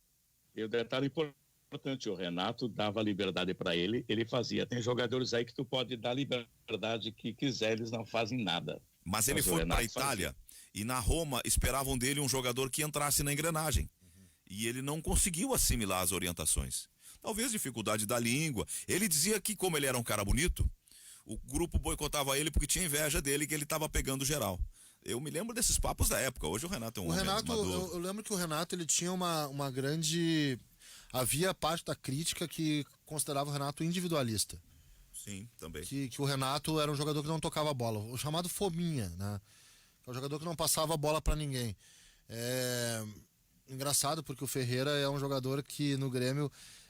eu acho que ele não recebe mais chances porque ele é considerado individualista e é treinado pelo Renato, né? Sim, não, e o Renato que se dizia que era um cara que era bom vivan, que era isso, que era aquilo, que não prestava atenção nas orientações de treinador, que ele nunca seria um técnico, porque ele era um cara da farra. E hoje mas ele também tinha o problema de não chegar no horário, né, nos treinamentos, às vezes acabava faltando, ele era um pouco também criticado por causa disso, né? Ele era bom vivan. Ele fazia, um bom vivan, ele fazia as regras dele, minha vida, minhas regras, entendeu? Já que vocês voltaram no assunto fora de campo do Renato, vou voltar para o que a gente começou nesse assunto, que era Maradona. Maradona. O papo é Maradona, né? Maradona e Renato. Maradona. Quando o Renato fala que tiveram muitas risadas, muitas resenhas, muitas alegrias, eu imagino que não aprontaram esses dois fora de campo, né? A dupla Maradona e Renato. O Cruzeiro de 92, a decisão contra o Racing 4-0 no Mineirão. Deixa eu mandar um abraço aqui pro colega Wagner Martins, que tá na escuta e que vai chorar com essa... Se estiver ouvindo, né? Ele disse que vai chorar com esse relato aqui da escalação do Cruzeiro. Vai. Paulo César, goleiro. Tinha mullets. Paulo Roberto Coelhinho. Mullets. Célio Lúcio. Não tinha. Luizinho. Não tinha. Nonato. Pequenos mullets. Douglas. Mullets. Marco Antônio Boiadeiro. Não tinha. Luiz Fernando da Rosa Flores. Mullets. Betinho. O Marco Antônio tinha. Tinha uns mulletzinhos. Tinha, né? Marco. Tinha. Renato Gaúcho. Mullets. Roberto Gaúcho. Mullets. E o técnico não era o seu Enio. Mas era a moda na época. Era o Jair Pereira. Hoje só sobraram o Léo Jorge e o Guerrinha, né? Abraço, Guerra. Mas é verdade. Não, mas isso é a Mas característica é do verdade, Guerra. era nessa. Orestes, nessa época era moda. Hoje só tem o Guerrinha e o Léo Jorge de mullet. Naquela época, cantores sertanejos, astros de. Chororó. Não tá mais. É um corte diferente. Não, na época. Na época, sim. Na época. Até o Roberto Carlos cortou o mullet. Hoje só quem não cortou foi o Léo Jorge e o Guerrinha, que eu conheço. Tu conhece alguém? Até o cara que cuida do estacionamento aqui na Andradas. O Jesus, os caras tudo cortaram os mullets. Só restaram o Léo Jorge e o Guerrinha, viu, Orestes? É verdade, olha que eu tô pensando aqui, eu acho que é isso mesmo. O ouvinte, o Cássio mandou uma imagem aqui do Ronaldo Fenômeno jogando contra o Boca. A gente começa a lembrar de coisas do passado, relembrando o passado. Sim. E aí ele mandou uma imagem, o Fenômeno fez um golaço contra o Boca, ele driblou meio time do Boca. Bom, Cara, O jogo foi Cruzeiro 8, Atlético Nacional 0 na Supercopa 92 com 5 gols de Renato. Na decisão foi o Roberto Gaúcho que fez gols. Nesse 4-0 contra o Racing. Mullet. O Renato parece parece- de Ronaldo Nazário. É impossível, não. Aquilo que já foi falado tantas e tantas vezes, a gente vai continuar falando. Entre 95 e 99, até aquela lesão do joelho, ele foi o principal jogador do mundo. Independente de ter ganho ou não, mais ou menos bolas de ouro naquele período. Então, tem gol dele driblando todo mundo, tem gol dele arrancando pela direita, tem gol dele arrancando pela esquerda, tem gol dele observando a distração de Rodolfo Rodrigues, enfim, tem de tudo. Mais legal, né, Magno? É que nesses que ele sai driblando, os caras tentam agarrar, dar pontapé, fazem de tudo e ninguém pega o cara. Exatamente, vai que é uma flecha, ninguém busca. bem, ontem nós chegamos a falar aqui de passagem sobre a lambança da arbitragem do jogo São Paulo contra Ceará, foi, né? O árbitro reiniciou o jogo e depois mandou parar, volta, reiniciou de novo e depois mandou parar mais uma vez. Ele reiniciou 2 vezes o jogo, porque o VAR, que havia dito uma coisa, voltou atrás e mudou a posição. Isso. A comissão de arbitragem da CBF está admitindo que houve erro do VAR. A interpretação não, o que foi dado pela CBF é que no momento em que o árbitro de vídeo chamou o árbitro de campo, ele não estava prestando atenção porque naquele mesmo instante ele falava com o 4º árbitro. E o São Paulo não vai pedir anulação. Não, ficou 1 a 1. Já soltou nota, deixou bem claro que tá certo, mas que não é certo também pedir que um gol em impedimento seja validado, em que pese ter a certeza da sua razão jurídica, o São Paulo não quer, até para não tumultuar. E a nota até é bem escrita, dá aquela coisa, torcedor gosta, não incomoda a CBF, o campeonato continua. Foi mais ou menos isso. Mas tá certo São Paulo também, né? Vamos seguir. É porque não era a final do campeonato, né, Guti? Nossa história é muito grande e não queremos asteriscos. Tá certo, tem que seguir o baile mesmo. Eles recorreram até a do Sandro Hiroshi. Não, o que vai entrar para o imaginário popular é que a arbitragem desse jogo aí voltou na decisão depois que o Salvo Espínola deu a opinião dele na TV Globo. É isso aí. O que vai entrar pro popular é isso aí. Mas esse árbitro deve coarar agora na cerca, né, gente? Ou fazem que nem esses dias que o cara apitou mal pra caramba, aí o jogo, acho que do Botafogo, e colocaram ele a apitar a final do feminino. Ao invés de prestigiar o futebol feminino, pegaram não vou usar o termo, da Série A, pra apitar a final do feminino. Bota qualquer um. Um desrespeito com o futebol feminino. Já não querem fazer, aí quando fazem isso. O Luiz Magno, esses caras podem estar ouvindo o cara da Globo e se basear pelo cara da Globo, eles não tem que se basear por ele. Cara, aí é que tá, Orestes. Isso não aconteceu. Só que pro imaginário popular vai ser isso. É porque coincidiu que a fala do comentarista de arbitragem, que era no sentido contrário ao árbitro do VAR, depois foi adotada pelo VAR. Ele voltou atrás e reconsiderou então. Mas que a gente não vá muito longe, né? Nas primeiras aplicações do VAR, se entendeu que poderia isso acontecer, e tanto que nas primeiras utilizações o comentarista só falava depois da decisão do VAR. Foi um intento de tirar essa mística de que é porque o comentarista, e a gente teve, né, muitas oportunidades aí no campeonato, e principalmente nas competições nacionais, que no fundo lá a galera ficava perguntando ao árbitro, qual foi a decisão, o que disseram na Globo, daí um repórter dizia isso e tomava a decisão. Eu me recordo que por um bom tempo, quando adotaram essa posição de o comentarista de arbitragem só falar depois da decisão de campo, demorava bastante o VAR tomar as decisões. Sim, tanto que foi bastante criticado, né? Essa ideia de, tipo, não, a gente só vai comentar então depois pra mostrar a isenção. E ficava ali o VAR, e ficava. E a TV por muito tempo não repetia os lances também, né? A gente... Olha, se for pra ver, pra ter interferência, a famosa interferência externa, Rádio Pirata. não repete então, volta como era no início, não repete os lances, não tem problema. O ouvinte Haroldo tá dando um pau no Maradona aqui. E ele diz, não se queixa se os teus filhos, quando se criarem, quando se cria heróis depravados, não se queixa do monstro depois. E fale em inversão de valores. Maradona, obeso, viciado, agressor físico de mulheres, ligado à máfia, sonegador. Agora vou aproveitar que eu tô aqui do teu lado, cara. Tem 600 recados, tu vai no... Não é o primeiro que eu peguei da ordem, mas enfim, é a opinião do ouvinte. Olha... Como é que é o nome do ouvinte? É o seu Haroldo, ele sempre participa Seu conosco. Haroldo. É o que sempre destila ódio contra todo mundo nas redes sociais aí. Seu Haroldo. Nesse momento... Fala, Gutierrez. O Maradona é a melhor oportunidade pra gente discutir dependência química. A gente não tapa o sol com a peneira. Eu queria dar um justamente recado para o seu Haroldo. De todo mundo acabe não sendo vítima dessa doença. Seu Haroldo, agora o senhor faz o seguinte, ó, o senhor tá na sua casa, muito bem, o senhor vai pro seu espelho agora, depois o senhor olha pra sua família em foto, e aí volta pro espelho, volta para todos os seus valores, e aí o senhor olha no espelho de novo e diz o seguinte: como é bom ser perfeito, seu Haroldo, porque o senhor é perfeito, e o senhor tem toda a razão, diante da sua perfeição, e eu diante da minha imperfeição absurda, né? Não tem o Maradona como ídolo, não tem o Maradona como herói, tem o Maradona como um outro humano que errou muito na vida, cheio de imperfeições, assim como eu sou cheio de imperfeições. Um abraço ao seu Haroldo e a todos os seres perfeitos que compõem a nossa sociedade.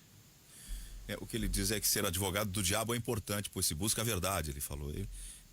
Esse lado vos libertará. Esse lado Maradona, com a verdade. Esse lado Maradona tem sido utilizado em muitas falas, eu tenho acompanhado. E não está dizendo nenhuma inverdade. Isso tudo que estão apontando na vida do Maradona. Não. Isso são fatos que aconteceram. Não são fatos. O termo depravado não é um fato. O termo depravado é um juízo de valor extremamente preconceituoso do nosso ouvinte. Agora falando bem sério, se quiser pode entrar em contato comigo, tá no Facebook isso aí, né? Facebook, esses recados são os recados de Facebook, né? Não são recados de WhatsApp. Só deixa eu colocar aqui, Ele tem fotos dele com menores em Cuba. Se a gente quiser pegar o Maradona, tem muita coisa ruim, não vamos nem. Só um pouquinho. Eu vou respeitar a memória do Ele morto. tá politizando, Zé. E aí não é que os lugares por onde ele andava. É diferente de postura de que a pessoa tem, vamos com calma. Eu vou repetir aqui o que eu coloco, tá? O Maradona não é um exemplo pra mim. Aliás, eu eliminei vários exemplos da minha vida, enfim. O Maradona, eu acho que ele não é nesse momento. Não, acho que o enfoque é humano, que o Haroldo deu, acho que merece a nossa resposta, né, Magno? Senão a gente só vai falar dele como jogador. O enfoque, a sugestão do ouvinte é um juízo de valor sobre o humano Maradona. Eu tenho dificuldade de julgar outros seres humanos, mas eu não sou perfeito, né? Eu tô numa escala abaixo. Como o seu Haroldo tá numa escala acima, ele tem facilidade de julgar o ser humano. Eu acho que a palavra depravado, ela é absurda. E eu acho que tu dizer isso, que tu acabou de dizer de foto, não sei o que, também eu acho um absurdo, me desculpa. A palavra depravado, ela nem deveria ser dita nesse horário. Inversão de valores, eu não sei quais são os valores do seu Haroldo. Eu tenho os meus valores. Não compactuo com o que o Maradona fez, mas entendo perfeitamente que o Maradona é um case de dependência química, de ter sido um cara extremamente infeliz. Eu acho que ele é um cara muito triste, muito infeliz. A dependência química e o uso da cocaína, ela distorce o que é a moral da pessoa, e talvez por isso esse julgamento de depravado ele não seja o mais adequado. Talvez seja uma leitura de sob efeito da droga, do entorpecente, a pessoa ela despreza julgamentos, ela despreza valores morais, ela despreza sentidos, ela despreza tudo aquilo em troca da droga, que dá uma sensação de onipotência e de prazer, que por isso o lado moral é desprezado. Então acho que a gente tem que tratar o Maradona de um jeito um pouquinho mais humano, como ele foi. E mesmo que vocês sejam humanos e não façam isso, eu também não faço, né? Não faço. Eu acho que é um grande pretexto para a gente debater o que causou tudo isso, a infelicidade e a dependência química em cima do Maradona. De um cara que nunca se negou, inclusive, a assumir isso. E talvez o maior ato de coragem do Maradona tenha sido esse. Tá bem. Mas alguém quer dizer alguma coisa, não? Eu não vou prosseguir nesse debate. Não precisa, já cada um... A gente já falou, Zé, há 2 dias, né? A gente vem batendo nessa tecla, discutindo essas diferenças, e as pessoas falam, né? Às vezes parece que tu tem que idolatrar o pacote. O próprio Groot, né, trouxe a ideia da igreja do Maradona, não importa o que ele fez, o que ele fez nas nossas vidas. Ana, a frase diz tudo, deu. Guti, assim, ó. Se as pessoas me conhecerem a fundo, vão ter nojo de mim, vão ter raiva de mim.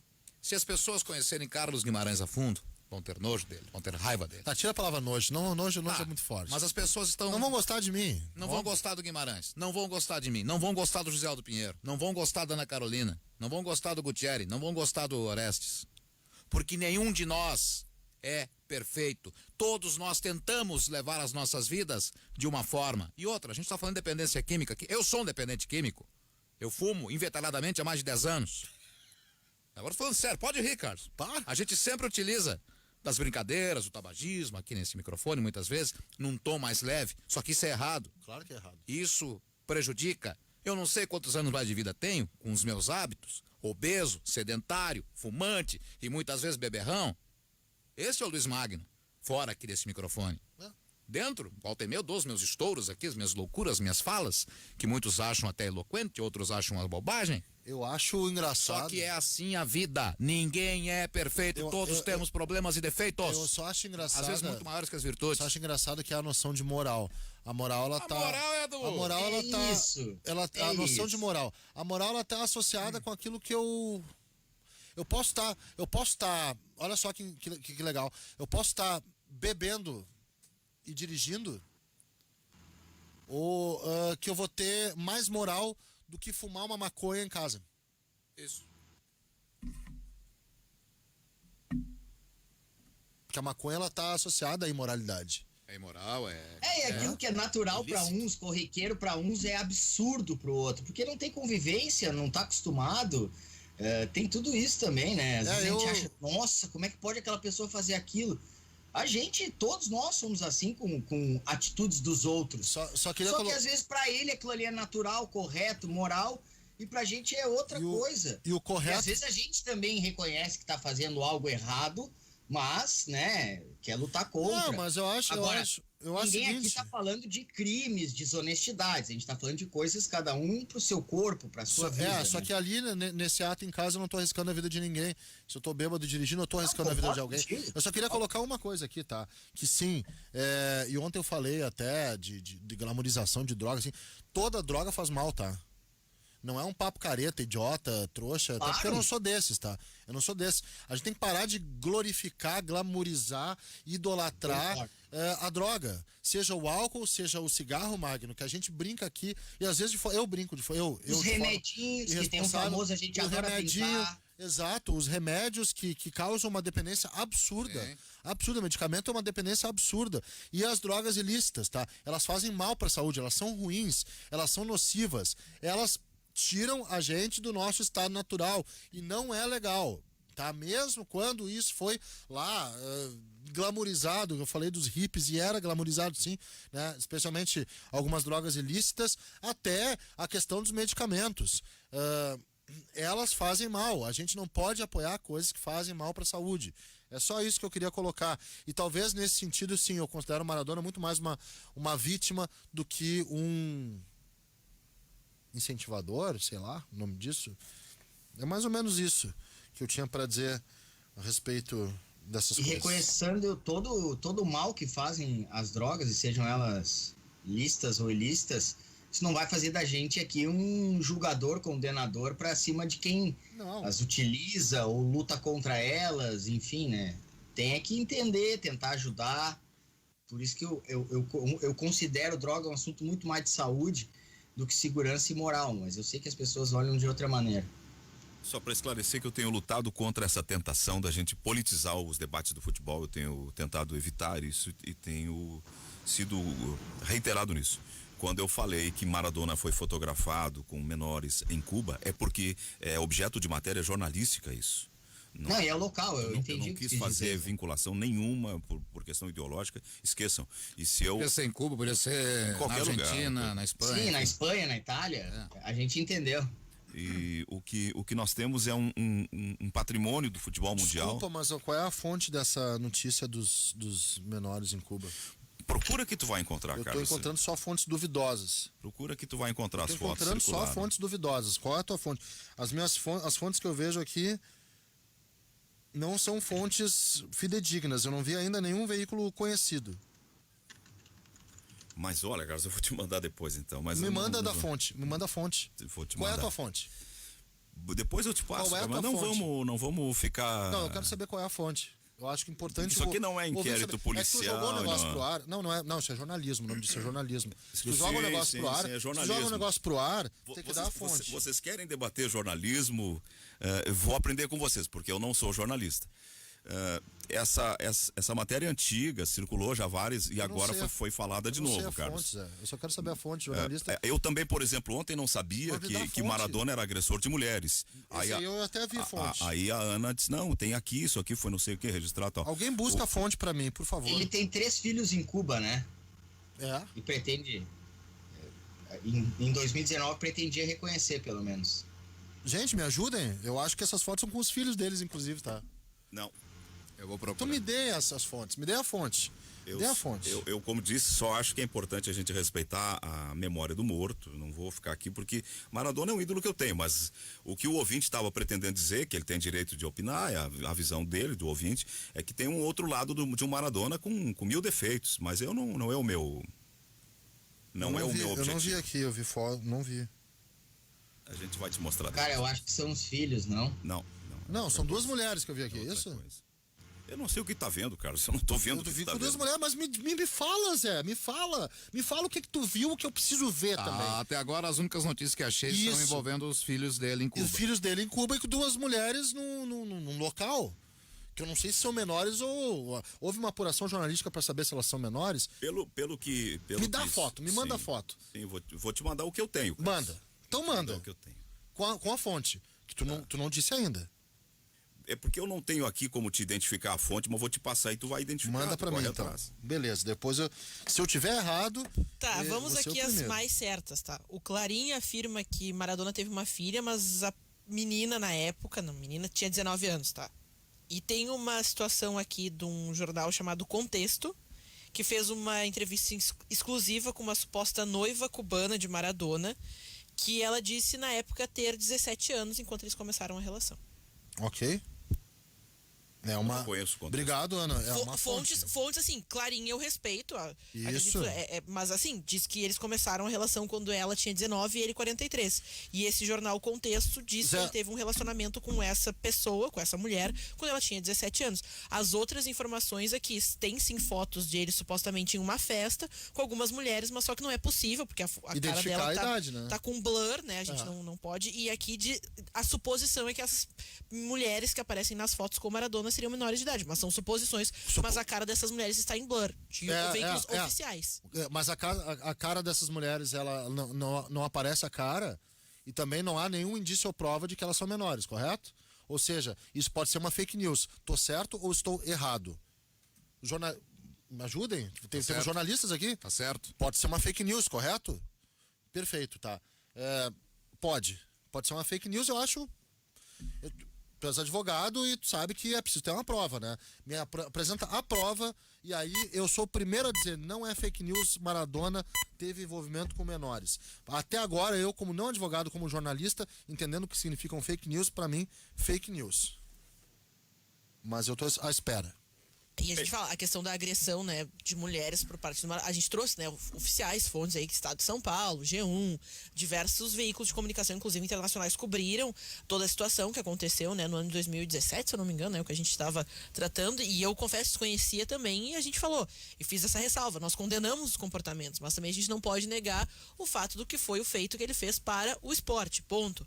Agora eu falo, a gente vive numa época de cancelamentos, onde a gente tem que, sim, de uma maneira correta, trazer isso à luz e principalmente evitar que essas pessoas ganhem destaque pelo comportamento que elas têm na sua vida pessoal, mas a gente também pontuou que na época a gente tinha também, né, a ideia de que certas coisas passavam. A gente vê preconceituoso, racismo, homofobia, né, violência contra a mulher, tudo isso a gente tem tentado evitar numa nova onda correta de mudança de comportamento, mas que a gente também não pode, né, colocar não, vamos cancelar, não vamos falar de Maradona, porque é meio impossível, tanto que a gente também tem Pelé com polêmicas relacionadas às suas relações pessoais, que não registrou muitos filhos, né, então a gente tem tudo isso que a gente traz, a gente mostra, mas a gente também tem que levar em consideração o trabalho que eles fizeram na vida profissional deles. Eu recebi um link aqui do Cássio Amaral, é um site do Peru, que eu confesso não conheço. Tá indo longe. É o A gente Expresso. não falou do Inter ainda, Zé. Vamos falar do Inter, quem sabe aí. A gente tá no início do processo eleitoral, aí tivemos aí, né, um momento importante pro Internacional. Acho que também vale a gente sair um pouquinho, né, do Maradona. Ô, Ana, pra descontrair na metade nós estamos, né? Porque começou ontem e vai até os detalhes. Exato. Vamos falar de Inter daqui a pouco. Vamos falar de Inter. Então vamos pro intervalo, já voltamos. Ana.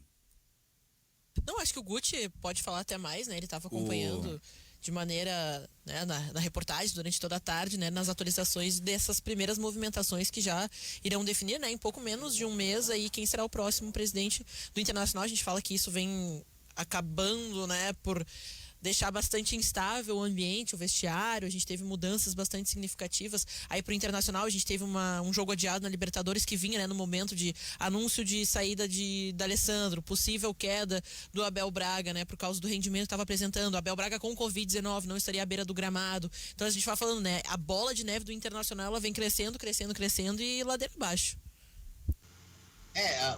A gente não tem, né, muito que falar de resultado, essas coisas, porque a votação está sendo feita de ontem até hoje, né? Até às 5 da tarde hoje. Isso, é de forma remota, então até vi um vídeo, nem sei se pode, também não deve ser proibido, o cara abre o voto, faz o que quiser, mas de um conselheiro votando, assim, mostrando como é que faz. É um sistema ali para os conselheiros, cada um com as suas chaves, claro, são 340 aptos a votar. Alguns vão ter mais dificuldade, né? Questão tecnológica, por isso esse período mais longo e as 4 chapas disputando. Aquilo que a gente já sabe, né? 2 devem passar para o pátio e a gente vai aguardar hoje, logo após as 5, a gente já vai saber quem são os 2, porque dificilmente um vai conseguir 85% para ganhar já e não ter segundo turno. Então a gente vai conhecer os 2 candidatos à presidência, claro, não podemos esquecer, também candidatura do conselho, né? No conselho de administração tem 4 vice-presidentes, e aí também tem essa questão sendo eleita hoje pelos conselheiros do Internacional. Depois é que virá a eleição no pátio com os 2 mais votados hoje. Inclusive ontem aqui, o Guti estava comigo aqui no Esperando Futebol, o Instituto Data Cris, Cristiano Silva, fez um levantamento, divulgou aqui aquilo que ele imagina que deve acontecer pelo tamanho de cada grupo dentro do Conselho do Internacional, certas proporções que cada candidato teria nesta primeira etapa da eleição à presidência, que é o pré-pátio. E, claro, ele fez projeções que uma determinada candidatura pode ter até 100 votos, outra 90, outra 70, enfim, seria uma eleição bastante apertada, com os 4 candidatos tendo votações muito próximas, sem ninguém disparar, sem ninguém ter um predomínio neste primeiro momento junto ao Conselho.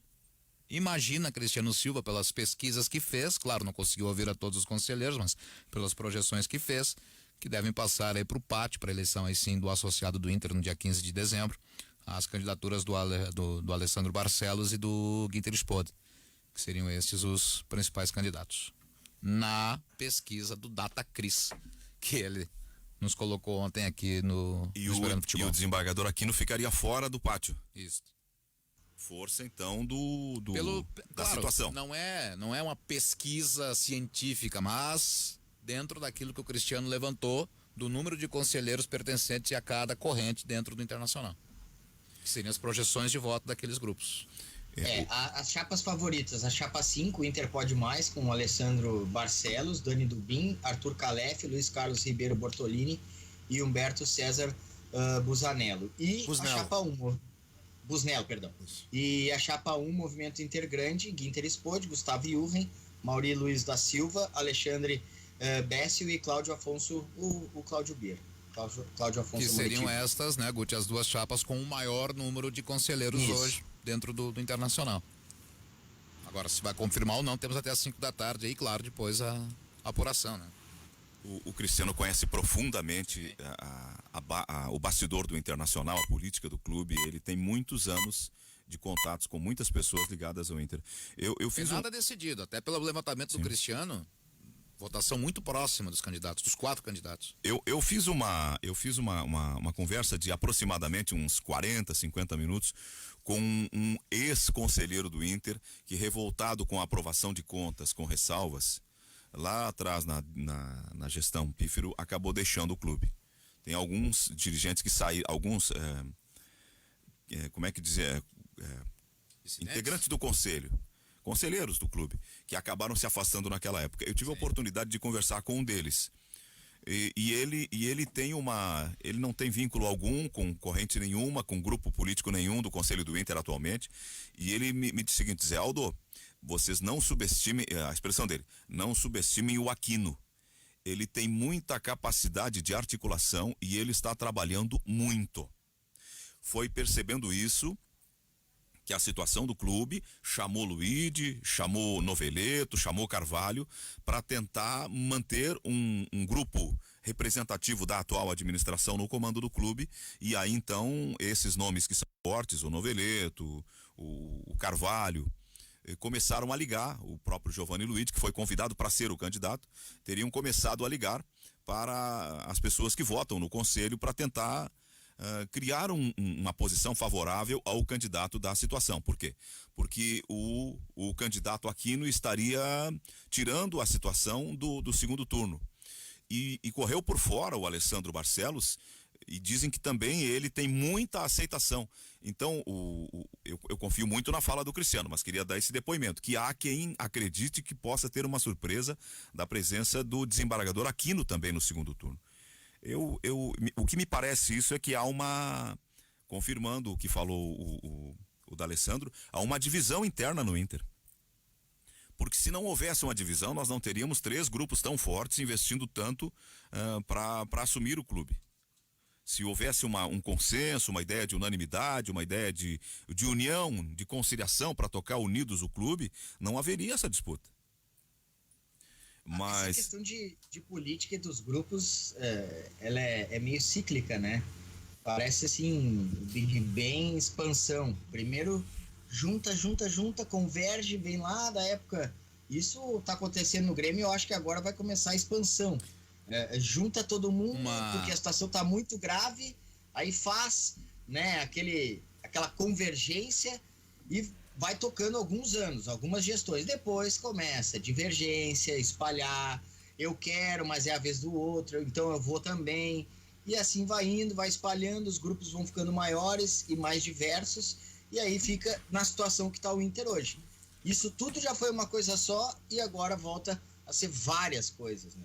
uma informação do jornalismo, Guilherme Kepler. Coletiva agora do governador Eduardo Leite anunciando que vai pagar na próxima segunda-feira, na íntegra, na totalidade, os salários dos servidores estaduais. Mais informações no correspondente dentro de instantes. Obrigado, Guilherme Kepler. Era uma promessa de campanha do governador ao final do primeiro ano de gestão pagar em dia os salários que já vinham sendo pagos de forma fracionada com atraso no governo do ex-governador José Ivo Sartori. Isso.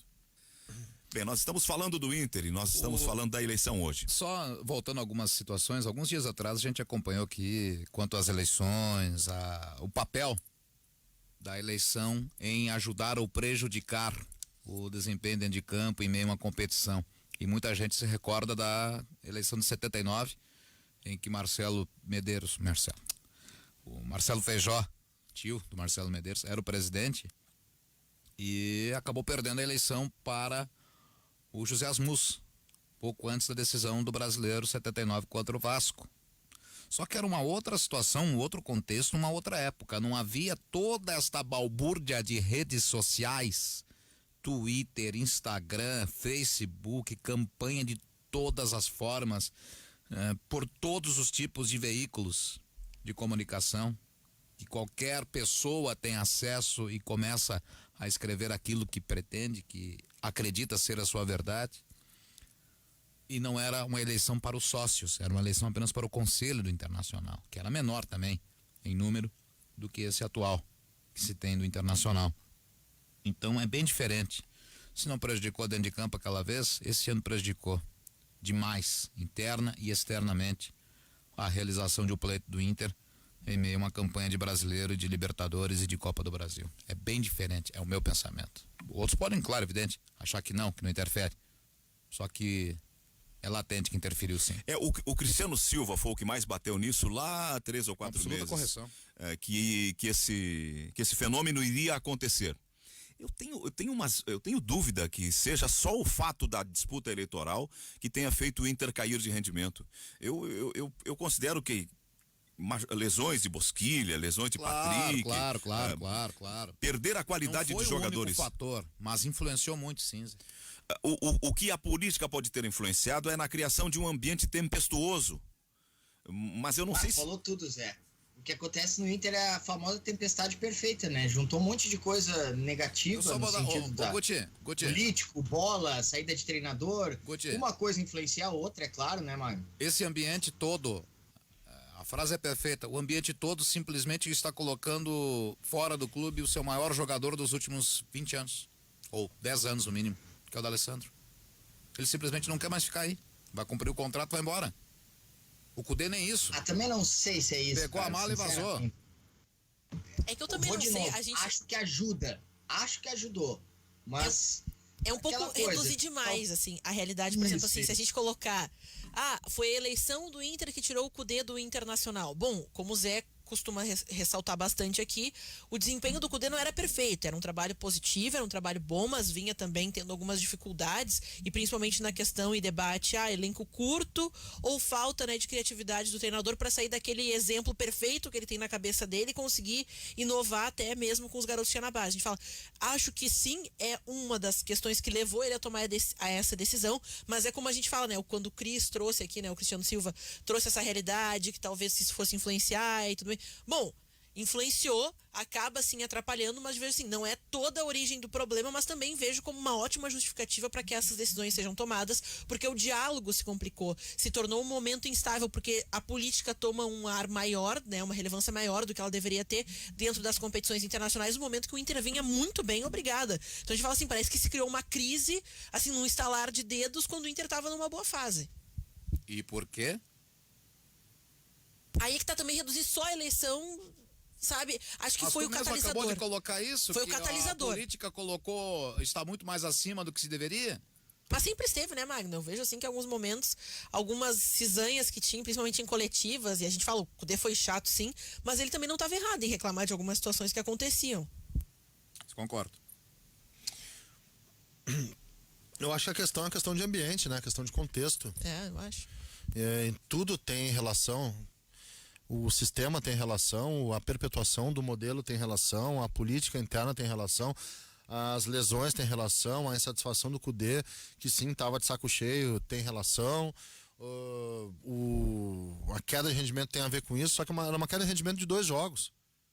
2 jogos. Não, e eu falo assim que foi um catalisador porque acaba intensificando assim aquela ideia de que as coisas não, que esse diálogo não vai acontecer porque a política vai se tornar mais importante, porque daqui a pouco não sabe quem vai ser o presidente. Me incomoda muito estabelecer a fase Abel como uma sequência da fase Cudê.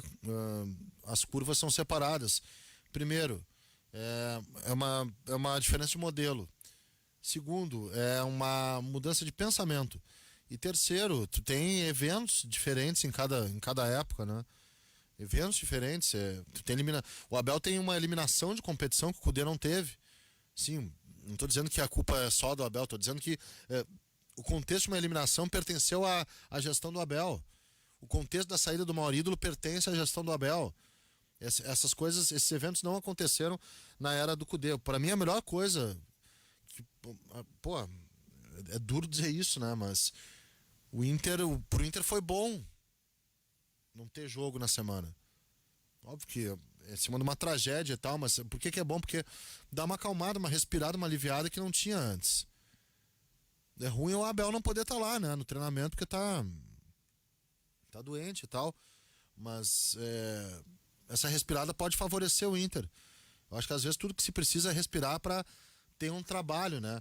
O jogo ele é muito brutal, o jogo ele tem um soco, o jogo ele gera repercussão, ele gera efeito, ele gera trauma. Não ter jogado é uma coisa para dar uma parada, assim, né? E a gente também, e o que eu acho muito, assim, maluco, e a gente fala quando a pessoa sai numa boa fase, é que daí se imaginava que o Internacional, o Cudê sai com o imaginário que seria campeão do Brasileiro. Sabe, a gente não sabe, e pensando a longo prazo, eu acho que o Cudê pensava ali... Mas não, é uma projeção um pouco fantasiosa, né, Ana? Mas eu digo, ele sai com... O Cudê não foi nem na final do Campeonato Gaúcho a despeito do bom trabalho que fazia. Mas Zé, tu não pode comparar mágico. O tempo de trabalho, Zé. Teve uma pandemia no meio, o Internacional tava indo bem. Não, eu acho que estava indo bem, mas quando ele saiu, já vinha numa sequência de jogos ruins. E não culpo ele, nem o trabalho dele, eu culpo a carência. Começou a perder jogadores importantes, a qualidade do trabalho perdeu a sua competitividade, e aí começou o resultado a não acontecer. Perfeito. Mas eu digo que essa saída também ela gera esse imaginário de que as coisas estavam dando certo, que poderia chegar a algum lugar importante, seja ganhando, né, o Campeonato Brasileiro, como era o caso, ou até mesmo outra competição, porque eu vejo que essa conta que o Abel vem para pagar e vai ficar na cabeça do torcedor que foi sob a gestão do Abel, e vejo também na gestão Marcelo Medeiros, que também tem um pouco de, né, perturbação, o pessoal não aceita algumas situações, a desculpa a Série B, isso e aquilo, então fica no imaginário que quem saiu derrotado foi o Abel, mas a gente também não sabe se o Cudê não poderia perder esses confrontos. Eu imagino que pelo elenco curto, sim, também em qualidade, se comparado a Flamengo, Palmeiras ou até Atlético, São Paulo por ali, Grêmio, o Internacional não seria campeão brasileiro. Mas imagino sim uma boa colocação, porque sabe até o vice-campeonato, o terceiro lugar. Entretanto, Copa do Brasil, ótimas chances de ser campeão. Repito, não teria sido eliminado pelo América caso o Cudê continuasse. Poderia perder agora pro Palmeiras na semi, tudo bem. Libertadores, com mais chance também de conquista, muito maiores do que agora, com o Abel e depois de toda essa hecatombe que aconteceu no vestiário do Inter. Com todos esses últimos acontecimentos do último mês, seria diferente. Repito, brasileiro, muito mais difícil, pela quantidade de jogos e justamente pela questão de elenco, em qualidade e quantidade. Eu imagino por esse ponto, eu imagino por esse lado. Uma conquista de Copa Brasil bastante possível. Eu vou por esse lado. Bom, o programa está chegando no final. Amanhã tem Palmeiras contra o Atlético do Paraná, o Santos contra o Sport, o Bahia contra o São Paulo, o Atlético de Goiás. Esse é o nosso jogo, né? Isso. O jogo das 9. E Horário bom para o sábado. Vasco contra Ceará na segunda. Fluminense contra... Eu não entendi muito, eu não entendi muito a CBF, porque vai pagar o jogo do Grêmio da sexta, mas vai empurrar o dessa rodada agora pra frente. Não é na segunda o Grêmio? Mas é o atrasado da sexta. Não, da sexta rodada. Ah, tá. Goiás. E Olha, vai empurrar o dessa. enquanto os jogos forem só de televisão, agora e de rádio que a gente transmite, aí 9 da noite no sábado, 5 da manhã do domingo, 3 da tarde da segunda, beleza. Que não se mantenha isso quando o público voltar, porque aí vai ser uma tremenda sacanagem com o torcedor. Eu tô achando que vai. Se vai, então acabou. Eu tô achando que vai, sabe por quê? Porque... Volta 4 da tarde, cara. Cara, tem que voltar muito 4 da tarde. Sabe por que eu acho que vai? Porque as tabelas não são mais feitas pro público no estádio. São feitas pra poltrona, pro sofá, pra televisão. Bem, aqui Pra quem ficamos. tem estádio de 50 mil lugares. Aqui ficamos Só com camarote. o nosso ganhão do jogo, em nome do Banco Banrisul. Beijo, Zé. Vem aí na sequência. Trabalho domingo, vou te ouvir. 10 da manhã estaremos aqui. Não, vou te ouvir de tarde. Amanhã o cara tá dormindo ainda. Vem aí na sequência o Guilherme Kepler com as notícias do correspondente Guaíba. Depois tem o Boa Tarde Brasil com o Júlio Ribeiro. Muito obrigado. Tchau, tchau.